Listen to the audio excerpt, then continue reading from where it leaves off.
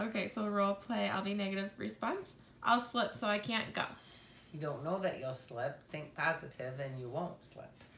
Okay, there's no guarantee I won't. Well, there's no guarantee, but there are things you can do to make it not as likely. I'd rather not try. I don't want to take the risk. Would you rather sit at home all alone and be bored? If you do, you'll run the risk of falling because your muscles become weak. I don't want to sit at home and get weaker. What can I do? You can use your walker, or you can ask someone to go with you. I guess I could try. You'll feel a lot better if you do. Okay, and then let's do the second scenario. These crowds make me nervous. People typically give other pedestrians space. They won't bump into you. Those kids move really fast. If you keep your path straight, it's their responsibility to make way for you. They can change their direction more quickly than you can. We're probably both going to get knocked over. Well, we probably shouldn't think that way, but take my arm. We'll form a block and people will move around us.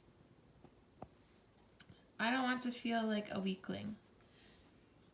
It's not your legs that are weak, it's your confidence. I think we would both feel better if we dealt with this crowd together. Okay, give me your arm. I feel better already. Here you go.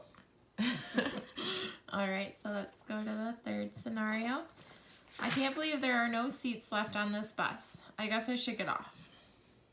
It is your right as a senior citizen to ask for a seat. I can't ask this young lady to move. What about the consequences if you don't?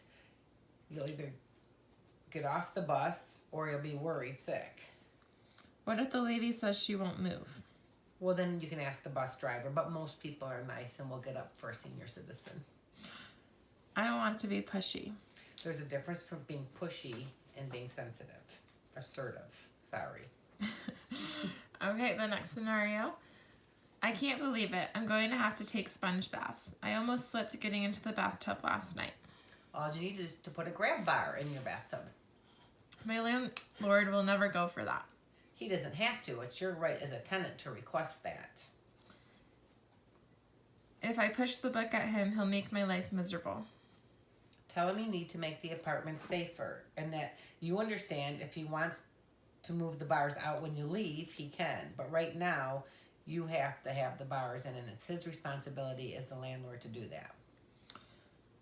I never knew laws like that existed. I never know where to find anything like that out.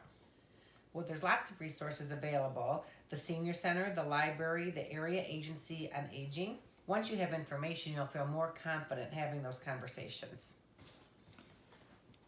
Well, my landlord has never been unreasonable before. Will you help get a copy of some information to explain tenants' rights? I'd be glad to help, and I bet your landlord would be happy to. Okay, so what have you learned from those scenarios? That sometimes you have to change your way of thinking. You can't be negative, you have to think positive, and you have to be more assertive instead of not being assertive. Okay, good.